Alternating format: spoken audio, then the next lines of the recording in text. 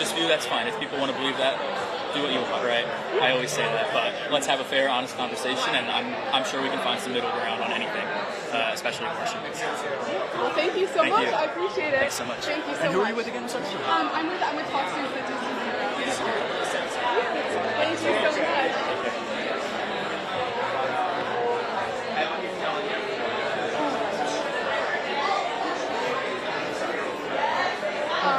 Yeah, that works. I think we're all good.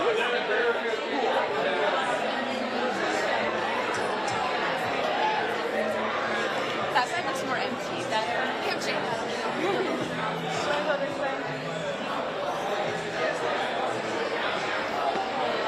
Was it?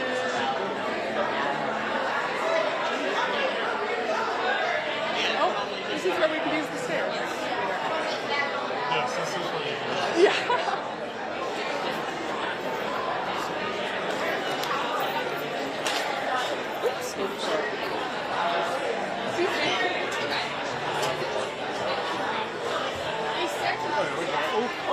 Very, very aggressive. I know.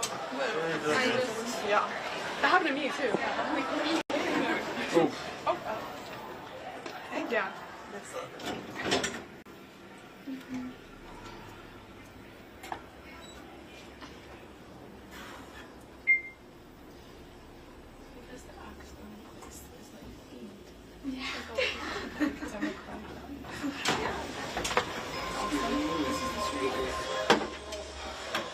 No, this is us. This is out. Yes.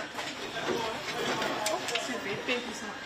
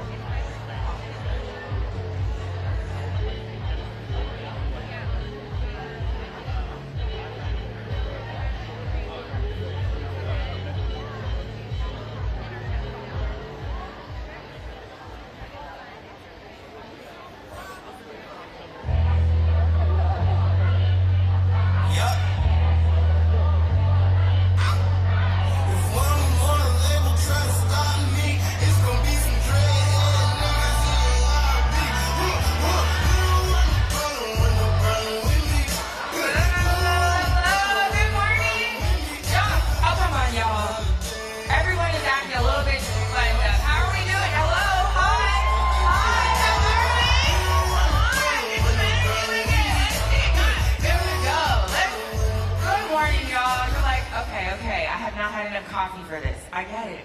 Don't worry. The coffee is not going to stop at all. At any point in time today, if you feel like you don't have enough coffee, come find me.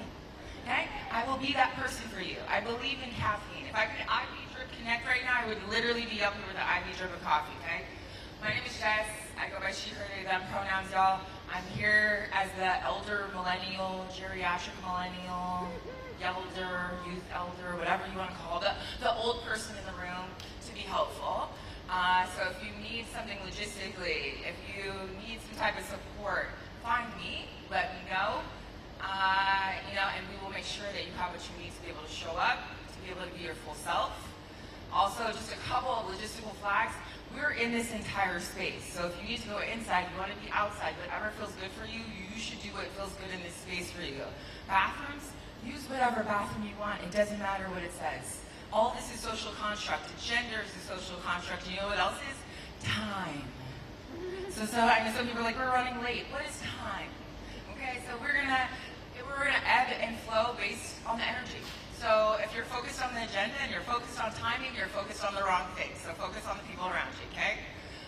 Last, also, code of conduct, right? So we're gonna make sure that folks have signed the code of conduct. Most people have. If you haven't, make sure you check in with a staff person so you can. Make sure you sign the code of conduct, but also, y'all, this is basic stuff. We need to treat each other the way that the systems don't treat us, okay? We need to actually act against the ways that we've learned. We need to be good human beings to each other, treat people well, be kind, be nice, be gracious, give people what you want to receive instead of waiting for them to give it to you and then giving it back, right? Crazy concepts. Hopefully these are not crazy concepts, but the idea of rebuilding a world means we have to unbuild and deconstruct often the things that we're dealing with right now. And we're honestly just going to get straight into the program because as the elder, I don't need to take up any more of time for you all. But again, if you need something, want something, need help in some way, please find someone who's a staff member that has a staff badge. If you're unsure, then you see her in the back who's waving as a version of our staff. You see Faith on the other side waving, crazy in the back. Staff is here to help. And if you're unsure, still ask someone for help because hopefully other people are just good humans in this space and will be helpful, okay? Bathrooms upstairs, bathrooms downstairs. Again, we have the full space. We have Wi-Fi if you need it. There's also other drinks. Diet Cokes for my people that are like, Jessica, I don't want coffee, I need a Diet Coke, fine. Or do you want to pretend you're not drinking caffeine and have a tea? Sure, have a tea, okay? But we're gonna go ahead and get started now and get straight into this now. I'm gonna introduce first our faithful leader. And also, let's be clear, I just want people, can you just take a second to just clap it up for yourselves, but also for the staff and everybody here? This takes actual energy. There are people here who have not slept at all, and I give that down to the people who are in this building, who run this building. People haven't slept. They have taken time off. People have driven all night to be here. Some of those folks are even in these seats right now. This takes work, but people do it as a labor of love because that's why we're here, right? We're not here because our heads tell us what the policies are. We're here because we have something at stake and because we care and we really want to believe that this vision of tomorrow is possible, and that's why we're here, right? And so just move from a place of love. And one of the people, honestly, who loves this the most, who, I don't know if he slept at all in the past week, but is here to welcome you all into how we build this and move this into not just voters of tomorrow, but again, the vision for tomorrow, is our fearless leader, Santiago.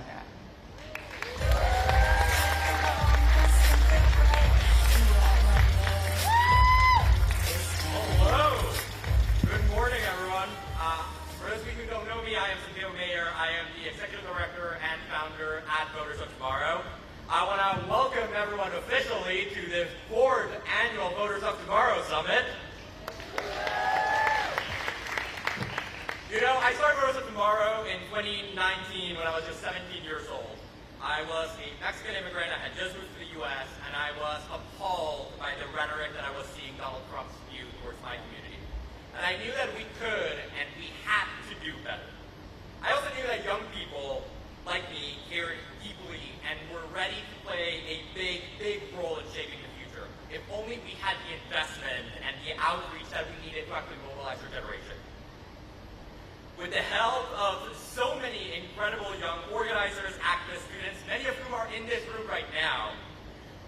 built Voters Tomorrow into what it is today, we have been able to really start a generational movement that's going to change this country.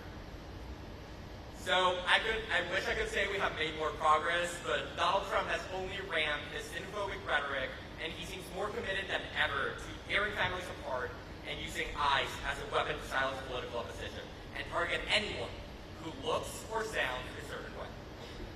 I hope that what you are seeing scares you. It should. What has been happening in Los Angeles, in Texas, everywhere, it scares me every single day, but we cannot look away. All of this means that as an immigrant, as a young person, I am more committed than ever to taking Donald Trump out of the White House in 2028 and taking back the House in 2026. And all of that starts with young people. Voters of Tomorrow has already announced a $3 million investment into youth organizing in 18 congressional districts across the country. We hope that... Let's clap for the organizers. I hope that all of you will continue to join our efforts to stop Donald Trump's agenda of hate. I hope that those of you who are not already part of a Voters of Tomorrow chapter will join one. Consider running for office. Consider kicking fascist ass in your communities, because we need the leaders in this room. The time for change is right now, and we cannot wait. So I hope that you all are as excited as I am for the incredible lineup of speakers that we have today. From leaders that I admire, like Speaker Emeritus Nancy Pelosi, and a message from former Vice President Kamala Harris, to friends like Haley Lickstein and Eric Partis who will also be joining us. Our speakers come from different backgrounds, different ages, and even different ideologies. But we are all committed to finding an understanding of the moment that we face. We are doing absolutely everything that we can to reject Donald Trump's attacks on young people, on our planet, on our loved ones, on our basic human rights, and fight back with everything that we have done. That's why this year our team is Fight for a Future. Luckily, we are all in the fight together. So I hope you will also take time to get to know each other, to leave here with a broader community that you came in with. And of course, I want to thank all of you for being here, and I want to thank our incredible, long list of sponsors for making this event possible. The American Federation of Teachers has supported us from the very first summit, and they are here again. We have the Democratic Congressional Campaign Committee, Grassroots Democrats HQ, Movement Voter Project, Flight Desk, Climate Power, Grassroots Analytics, Students Demand Action, Blue Future, Men for Choice, Leaders We Deserve, Feel Good Action, I didn't say it was a long list. Feel Good Action, Civitech, Courier, and Citizens United, Impactive Action Network, Empower Project, Social Current, Third Way, Path to Project, Path to Progress, Reproductive Freedom for All, The Next 50, American Accountability Network, and Wait to Win. All of them are incredible partners in Define, and we are so grateful to have you all with us. So thank you for showing up. Thank you for being here. Thank you for choosing to find hope instead of being depressed, as I think a lot of us have been. And with that, let's do another summit. Thanks, everyone.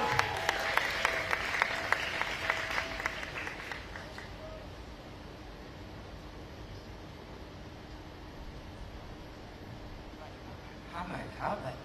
Okay. You just want to straight up? Okay. Straight into content, y'all. So let's get straight into a panel right now, because you don't want to hear another one person speak, right? So, can I get my panelists for the first panel up on stage right now? Come on, don't see some other panelists. As they come up right now. Got Eve is going to moderate for us. Okay. 1, 2, 3, everyone. Good. Hello, everybody. How are we doing? Good? Great. Thank you for the energy.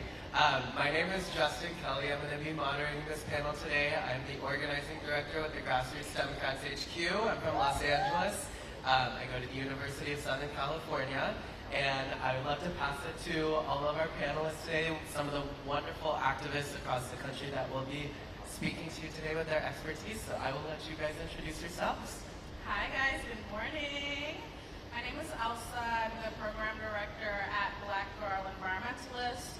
We are a national nonprofit focusing on the pathway and retention issues that impact Black girls, women, and gender-expansive folk within the climate sector. Our demographic has some of the lowest retention rates, despite our communities being disproportionately impacted by climate change. So what we do is we resource young people through internships, mentorship, resources, skill building, and connections. And we do that across the country through different programs, summits, and chapter cities. So I'm really excited to be here with you guys because our organization is exclusively run by Gen Z, founded by Gen Z, and for young people. Hello everyone, my name is Pelosi and Jamie Raskin. I go to Jackson State University, born and raised in Washington D.C. I'm the chapter president of Student Demand Action at Jackson State University, an organization to prevent gun violence in Mississippi, which is the South.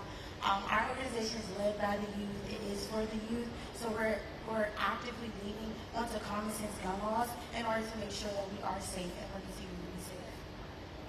Hi all, my name is Eve Levinson. I use she, her pronouns. I'm the board chair of Voters of Tomorrow. I've done a lot of work in the youth space, both on issue advocacy and electoral work. Last cycle, I worked as the National Youth Engagement Director for the Biden and Harris campaign. But on today's panel about issues, I'm going to try to be focusing on the importance of reproductive rights and justice, which I was a key focal point of one of the issues that we mobilized young people with in the campaign last cycle, and I also did quite a bit of work around it in coalition work immediately after the fall of Roe. Amazing. Well, thank you all. So kind of going off of what you just said, the first question I want to ask all of you is, there's a lot of issues right now on young people's minds, but I'm curious to know, in the communities that you all work in, what issues do you feel like are at the top of minds of young people, and why do you think those issues are at the top of their minds? I can kick it off. I think this question is really interesting, looking into the audience. I see a lot of young people, and I'm presuming you guys care about a multitude of issues, anything from gun violence to healthcare, reproductive justice, to education, to climate crisis, to criminal justice reform.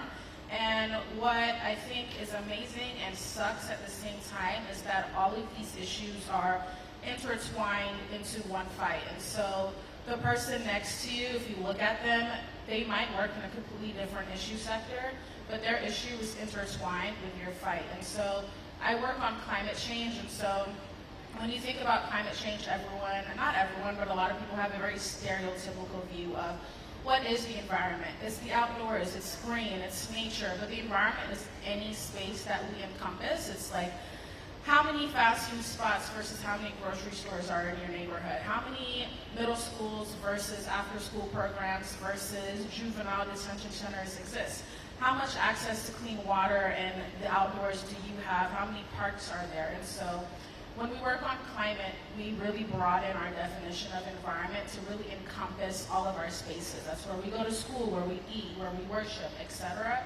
And that really intertwines with criminal justice reform, food justice, reproductive rights. All of it is really layered. And so I think young people, I don't think we have the luxury of just caring about one issue because they're all so close to each other in nature. And so even though my work is exclusively climate, by nature it's inherently holistic of everything. And so I think young people, there is no one specific issue that we care about.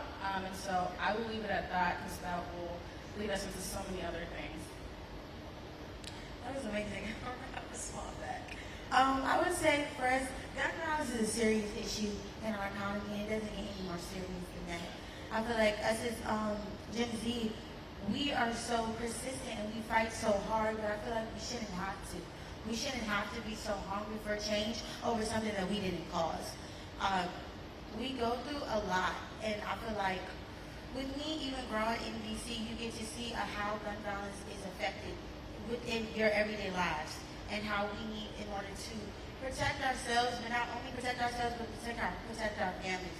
So that's a main issue because it's the domino effect that we go through every single day. Definitely. So I would say firstly, I really want to underscore the point about these issues being interconnected, and I think that especially among young people, like those of you that are here today that are so engaged and involved, I think we really see those connections and we understand that deeply. I think also that we're just take a little bit more of like a data perspective. When we look at this last election cycle, what we saw is that kind of for the first time since our generation has been able to vote, that the top issue was the cost of living and the economy, whereas historically we've seen that it was more so the social issues. And I think that that's important for a few reasons. One, because the cost of living and economic issues are not separate from other issues, right?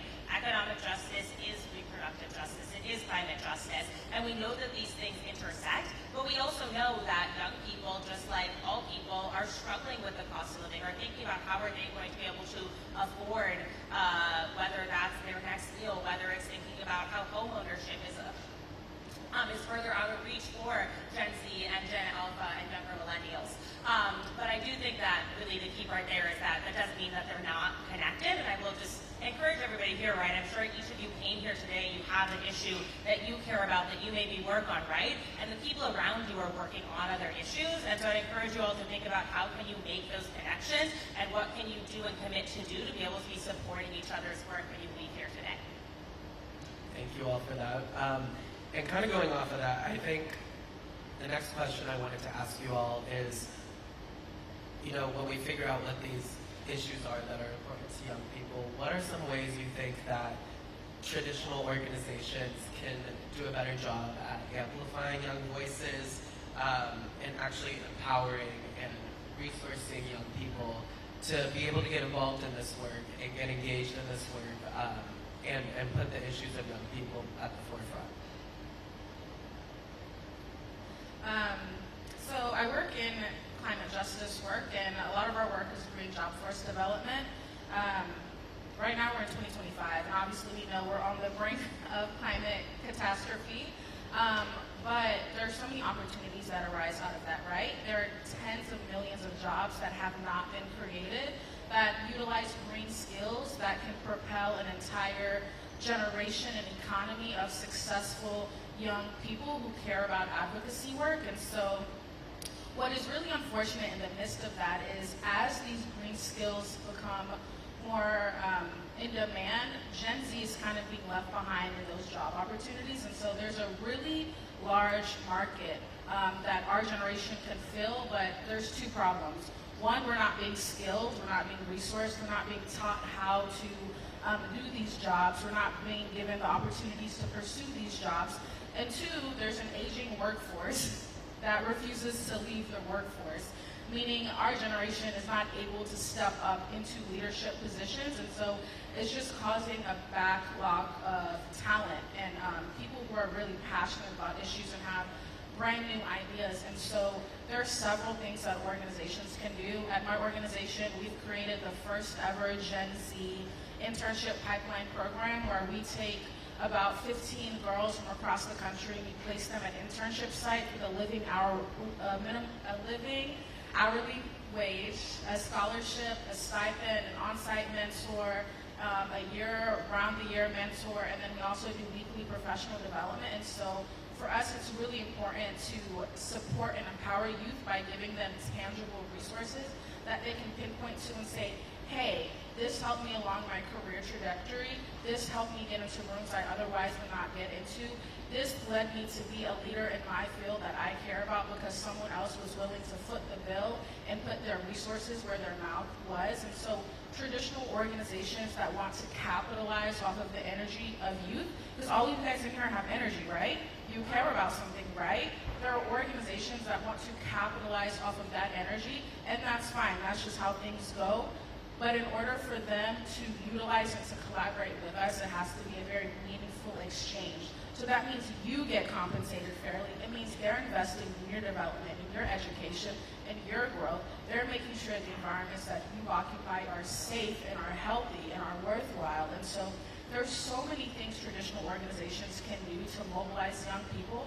But the most important thing is making space for us by funding us, by supporting our agency, and by eventually leaving space for us to take up leadership opportunities. And so we're not continuously reinventing the wheel or just keeping Gen Z in a stagnant hold of Gen Z is going to come save us. How can Gen Z save us if we're not making space for Gen Z? To piggyback off of Eliza, I feel like Gen Z has been asking for so long to have a seat at the table in order to hear what they're choosing when it comes to our lives and how we are going to move forward with our lives. But I feel like we're past that point of asking. I feel like we're at a point where it's like your way's not working, so now we have to take the wheel in order to drive. We have to be able to make sure that we're doing everything that we want to do and we're fighting for everything that we want to fight, while not telling someone about actually doing the actions, about allowing someone else to take the back seat and you sitting in the front wheel and you're saying, okay, well this is how we're going to move forward. This is the strategize. And I feel like with every time for gun safety, they give you the training and the opportunity in order to do that. You have national training summits. You have summits like these where a bunch of youth people come around from all over the globe and talk about every gun safety issue that they have and laws that they want to change in their state, in their communities. So just being able to know that we're not only just telling you the problems, but we're also giving you solutions to the problems. So allow us to be able to solve the problem. Because obviously the other way that we're patiently waiting for other people to solve it, and we have multiple solutions, but no one's being able to allow us to sit at those tables or take that wheel in order to be the solution. Yeah, I think there are really three main things that more sort of like institutional development organizations can do, and I think it's provide training, empowerment, and support, which may come in the form of financial support. It's important that there are opportunities for folks to be able to learn and sort of take the passion and understand, great, how do I harness this? What does it mean to operate in this specific space? Maybe it's a lobbying training, maybe it's a fundraising training. I think the empowerment, right, is a lot of what our other panelists were speaking to about what does it mean to look at a young person as maybe more than an intern, or what does it mean to look at your interns as providing a valuable insight that might actually have the opportunity to inform the strategic direction there. And I would also say on the other hand that I think a really key part of when we're talking about how can organizations be better incorporating and uplifting young people is what does it mean to have that sort of meaningful, effective, intergenerational relationship, right? And it's a two-way street, and I think that's really important for us as young people to remember. And what I have found is the most valuable relationships there that I have had, whether it was a reporting relationship, a mentor relationship, a colleague relationship, is going into it and understanding that there's a mutual respect and there's something that can be learned both ways, right? There's something that's really unique and powerful about as a young person, the experience that you have, the insights that you have, your ability to connect with your peers. And there's also a value in being able to learn from those who have done before. And when you can enter into that sort of intergenerational relationship with that mutual respect, I think that what can come out of it is truly beautiful. Amazing. And I guess going off of that, how can we take the education and training pieces that we're focusing on right now, and as we get closer to, the next year and a half of an election year, turn that anger, that frustration about the issues into sustained organizing and getting people into, engaged into electoral action? How can, this group of folks here get involved into sustained action? What strategies, I guess, is what I'm getting at. What strategies in your communities have you found the most effective in turning young people from just caring about the issues to actually getting involved and acting in their communities? I would say consistency is key. So we would need to, I would say for me, being in Mississippi, going out where young people are, getting them to register to vote. Everything is a domino effect. Everything that we are fighting for, everything that affects us in life starts with who we vote for and getting to the polls. So being able to connect with your fellow colleagues and connect with other young people and letting them basically explaining how big and how important it is to vote and how much effect it does have on our lives. And just having different motives and different strategies. I think we were talking back there about Mississippi. I know Mississippi goes, and if you're outside of a bar or something, Mississippi votes will be outside and they're getting you registered to vote. So being able to have different strategies, having different ways in order to connect with our community, I do believe that voter registration drives and call banks and voting summits, those definitely do help, but we're growing and we have to grow with our change as well. And we have to realize what is really going to get the attention, but not even just the attention, what is going to actually grasp their understanding and their comprehension of what we need and who we need in office in order to make sure that what we want and what we're saying that we need is going to be put into action. I'll go next. I have a question before I answer your question. How many of you guys are in college? Everyone? Do you guys live in dorms? Do you know the people on your floor, like their names? The person that lives next to you? Okay, I'm just checking. So I say that there's a point to that. I say that because I've been a youth organizer for about 8 years now, starting off in gun violence, moving into women's rights, and now climate change, because I think it really just encompasses everything I care about. And the one thing that I've held close to my heart is the importance of community. And so all of us, we care about different issues, right? But at the core of the issues that we're fighting for should be the love of our community and our neighbor. And so for me personally, a strategy that has been important and a guiding light is knowing who do I live with. Like, if I go home and I say I care about this community and I want this community to have clean access to clean water and food and to be safe from gun violence, I want to know my neighbors so I know who it is I'm advocating for. And that doesn't have to be your dorm. It could be like where you go to gym, to work out. You want to know the people around you. Where do you go to church? Do you know the people around you? Do you know what's weighing on their heart? Do you know what issues are close to them? We can't have an electorate that's active if we don't know each other and what's important to each other. And so we have hubs across the country. We have 15 chapters and we have thousands of members. And what's interesting is that a lot of people don't like to fund people work like this, organizing, getting to know people. Like a happy hour might seem just like a happy hour on paper, but it's so much more than that. You're bringing people together, you're building connections, you're sharing ideas, and you're establishing trust. I trust that we have a mutual shared vision for this country, for each other. And so I trust you to work on my behalf, and I will work on your behalf. And that begins by knowing your neighbor and having a strong sense of community. I think Gen Z, we are a little bit not alienated, but we're not as connected as we can be. We're on our phones. It's great. It's a cool resource, but Snapchatting or texting someone isn't the same as saying, hey, my name is Elsa. I'd like to get to know you. You don't have to be besties, but if we care about issues we say we care about, you need to know your neighbor, and you have to approach the work that you're doing as people first work and not policy first work. So I will answer this question, but Justin, you should also answer it. So I'm giving you that heads up that you should answer afterwards because you do electoral work. But I think really the biggest thing here, and this is a lot of what I've worked on in my organizing and career, is how do you make that connection between the issues somebody is passionate about and why that means they should vote, and then some instances why that means they should vote for or against somebody in specific. And I think it's really about drawing that clear connection.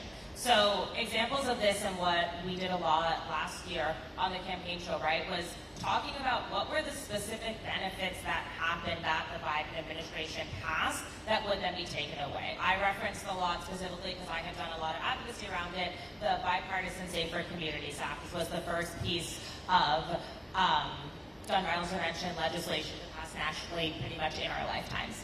Right, and talking about why that was so historic, what that would mean. I think a lot of times, one of the struggles that we face as organizers and volunteers doing that is that people might not yet be feeling the impact of that policy, right? Which makes our job a little bit harder to be able to explain this great piece of legislation passed. We need to then be able to it will have this impact. You don't necessarily have it yet, right? And so I think that's where the power of people's personal story comes in really well. You all have a reason why you do what you do, why you vote because of that. And so figuring that out and talking about it, right? So whether that is gun violence, whether it is reproductive justice, whether it is climate change, really figuring that out and being able to distill down when you're talking to somebody else and making that connection of what is that issue, what will a vote do, and helping to paint not just the negative image of what would happen to the people we don't want to get elected happen, but also what is that positive image? What is that world that we're working towards? Yeah, honestly, just like what you said, I think the biggest thing is personal story, like she said, sharing your own personal story for why you got involved, but also centering it around whoever you're talking to. So if you're talking to a friend, if you're talking to a family member, asking them what issues matter to them, because when you make it about them and they feel heard and they feel seen, you can cater that conversation to them and connect it to whatever candidate it is you may be speaking about or whatever your cause is. When you can connect them personally to that, they're gonna feel like you actually care about them and you're actually trying to help address the issues that they care about rather than you're just trying to check off a box and get them to vote. So I think highlighting that personal story piece for you and the voter or your friend or whoever it may be is really important. All right, and then before we wrap up, final thing I just want to ask is, what do you guys want to see, what do you hope everybody here, in one sentence, what you hope everybody here takes away from this conversation over the next year? I would say keep fighting. There's always someone listening. We're going to be able to take the reins on the horse or take the wheel on the car. Just make sure that you keep fighting and never give up, no matter what outcome you get. Your connections and your personal story can make that difference. Nothing is new under the sun. We've survived worse. We'll do it again. We'll build together. Can we have a round of applause for our amazing panelists? Thank you all. And thank you all for being here. You guys are all amazing. Woo! Let's clap it up again. Appreciate y'all. Okay. So I feel like this is kind of almost like kismet energy right now, because I think that about to introduce one of those most amazing speakers. I feel like I should also say my forever speaker, someone that I'm from California. Is anybody else from California in the house? Come on now, dog. I'm from California. Also, I was born on January 11th. This is someone who represents the 11th district of California. Arguably, I won't say it's no best district, but if there had to compete, it might be the best. But also in this moment where so many people are shrinking back in fear, there are people who are stepping up. And there are people who are consistently saying they're with us and have always been with us. And she's one of those people. And so for me, it is a particular honor to even just have a moment to step on the stage before her, because she's been that person that I will follow down the dark and crazy path, because she has always steered us correct, and she has always had our backs. She's always been our champion, and so really she needs no introduction also. But we're gonna start the music, and I'm gonna run. The fearless, my forever speaker, Nancy Pelosi, join us on stage.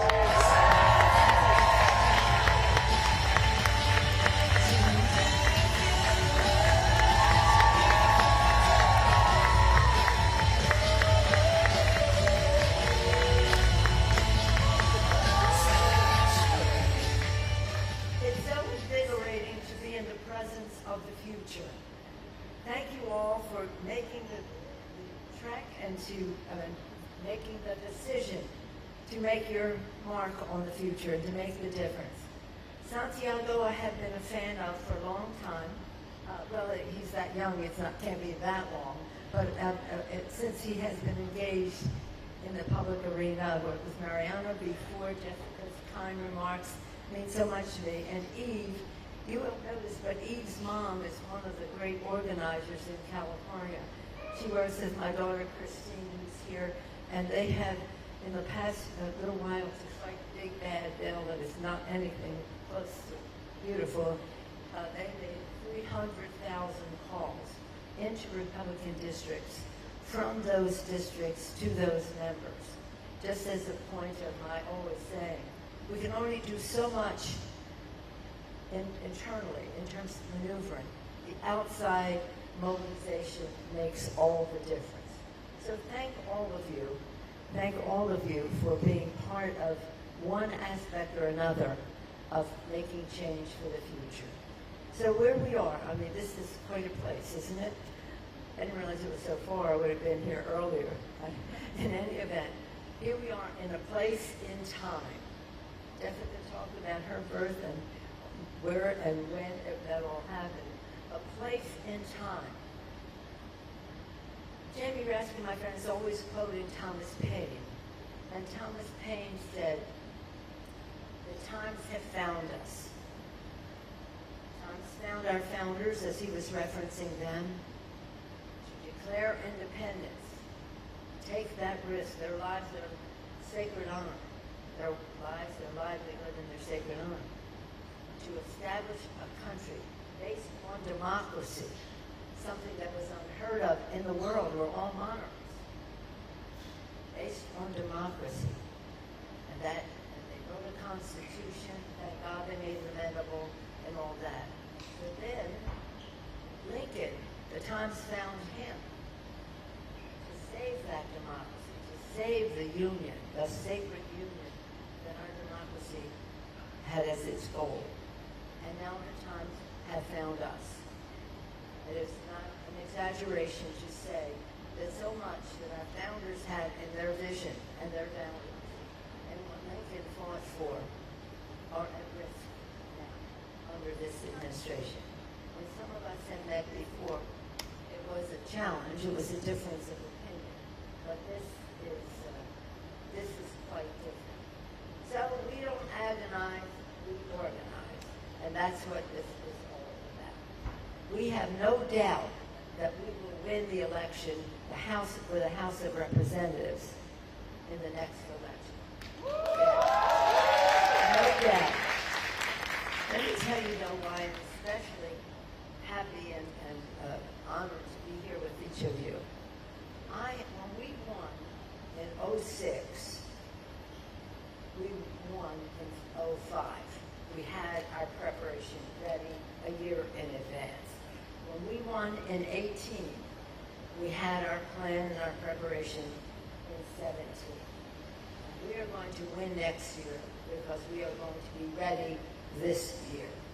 In just a few months, maybe, what's this on?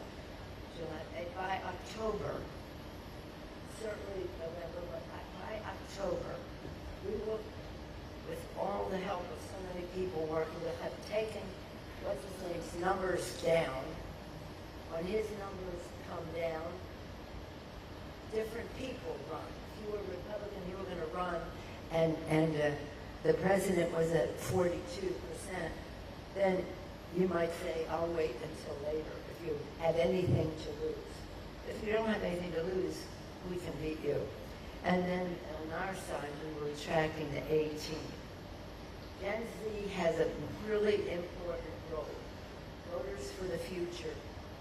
It belongs to you. It's where you will live. So whether we're talking about having a safe planet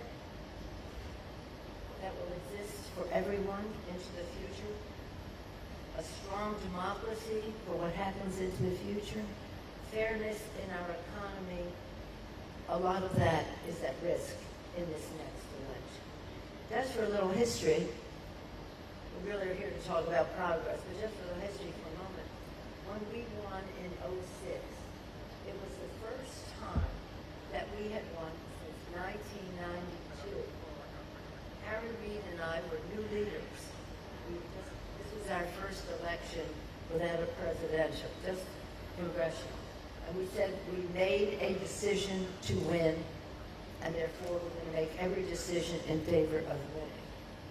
At the time we made that statement, President George Bush, who was a patriot in our country, and we respected him. It's a lot different than what's happening now. He was at 58% in the polls.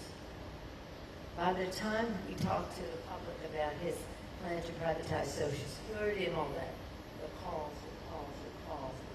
he was at 38% in September. And that's when we were attracting our A team. First time since 1992. In 17, we had a Republican, every time we won, we've had a Republican, won that bat, we've had a Republican president. So in 17, the current occupant of the White House was in the White House, and we took his numbers down, and then we attracted the 18 in the following year. But it's important to be strong in the year in advance, because that's when the troops line up. We have our messaging, we have our mobilization, we need the money to do it, but they are only legs to a stool to hold up the most important part, the candidate. Now, Trump's numbers are terrible now, but they're only the second worst of a modern president. The worst of a modern president was Donald Trump in his first term. So I want you to be as hopeful and as energetic and as engaged as Voters for the Future and Santiago and Eve and Jessica and all the others have given you leadership and guidance on. Because being organized, we don't agonize, we organize. That's so important. And the beautiful diversity that I see here is such a source of strength. I say to members all the time, our diversity is our strength. Our unity is our power. And this is about power. So know your power. Know the power of you. The next generation, the future, right before my very eyes. But you have to seize it and you have to shape it, and we'll learn from you as to the issues that are important to you in the future that you will be enjoying. I know for many of you that we've been communicating with and listening to you that saving the planet is important. That has no place in the agenda of the current president. In fact, the reverse is true. And I know that you care about individual rights and the respect for the dignity and worth of every person, whoever that person may be. So thank you for that. Thank you for being here today. I was a little thrown off by the name of the place. Was it Throw Axe? I thought it was Throw Ass, but I don't know. I got it all wrong. But it really, this time that we're here right now, last week on the 17th, Christine keeps reminding me, on the 17th of July, we observed the 5-year anniversary of John Lewis's passing. He was such a hero, and still is, but was such a hero on a day-to-day basis in the Commons. He started his political work when he was in high school, so you're never too young to get started on all of this. He also said that democracy is not a static thing, it is an action. And that's what we have to do, is to act upon our beliefs and all of this. And your beliefs may be so entrepreneurial and fresh in their thinking that it will take a different shape, and that will be a beautiful thing for our country. It was, again, the Times found him. Times found John Lewis. But this week, we are also observing the 60th anniversary of Medicaid and Medicare. This is really important to us. Christine and I both, at launching 9 o'clock a couple nights ago, she during the night, but everyone playing a role to have a vigil about that, because that is so important to the health, not only the physical health, but the financial health of America's working families. And this is shameful what they are doing, shameful what they're doing. And I just say this, and it sounds disrespectful, but I feel disrespected by what some of the things they're doing for the American people. I say you listen to them speak, and it's like they pray in church on Sunday, and they talk about praying in church. And then they prey on people the rest of the week, taking away health care, taking away food for our children, taking away money for education, and saying they have to save that money so they can give tax breaks to the richest people in America. They did that in 17. They had a bill that added $2 trillion to the national debt so they could give tax breaks to the wealthiest people at the expense of working families in our country. And they did it again worse. Now it's going to add almost $4 trillion. I didn't say billion or million. I said $1 trillion to the national debt for you to pay for unless we put a stop to it. And that's what we have to do. That's why we have to win the election. This isn't about politics. It's about values. It's about ethics, ethical well-being. And so we have the 60th anniversary. It'll go until Saturday morning. And this, to me, is part of that celebration. How you will mobilize for the future. How you'll mobilize for the future. It is a glorious time. It is an opportunity for Gen Z to make its mark, the voters for the future. We learn from you. And I'm telling you history of what we did, and just to emphasize to you the importance of this year, these next 2 months, to make the calls, to walk the precincts and the rest of that. We have some elections in Virginia and New Jersey that are imminent, but we have to get ready again for next year because these elections are behind us. So again, it's not always about elections. For example, this is, and I'll close with this. Did I say that already? Nothing. You know, we're having this big budget debate.